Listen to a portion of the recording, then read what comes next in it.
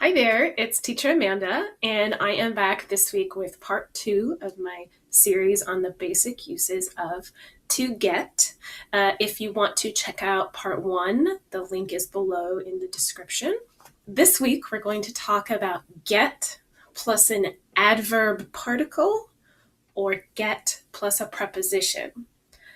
So when get is followed by an adverb particle, which together often make up things like phrasal verbs, or get plus a preposition, get almost always refers to movement. So here are some examples. I always get up at 7 a.m. And here, get up means to awaken and exit the bed in the morning. I always get up at 7 a.m. Or the old man yelled at the children, "Get out!" And here, get out means leave, exit. Or another example, this is my train stop. I'm getting off here. And that means I'm exiting the train here at this stop. You could also use that for a bus stop. I'm getting off this stop here. For some phrases or idioms in this structure, the meaning is just a little bit different. For example, get over, she can't get over her cold. And to get over something means to recover from something. So she can't get over her cold means she can't recover from her cold. She's sick. Or if I say, what time will you get to my house?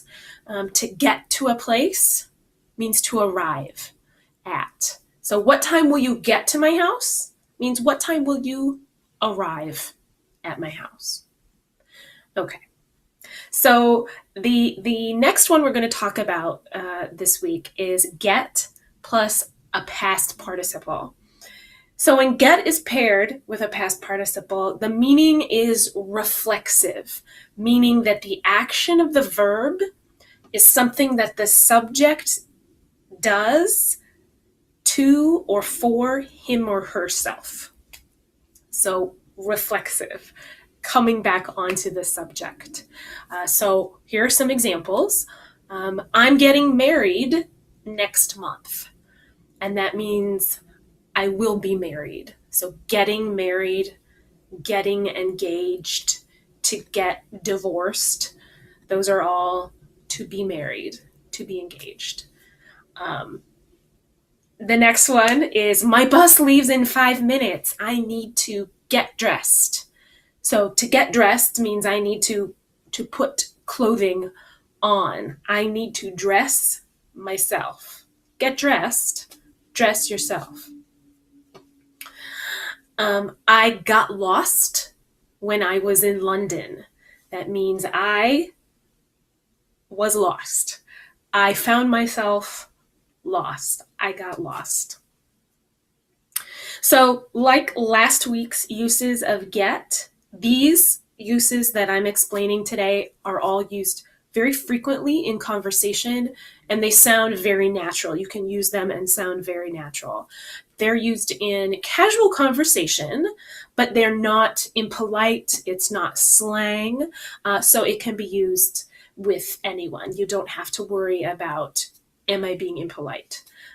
So they're casual, but they're fine to use in any kind of conversation. So do you have any questions about using get? You can leave a comment below. You can contact me. My website is teacheramanda.com. And next week, we will be having part 3 of the part 3 series on how to use get. All right, I'll see you then. Bye.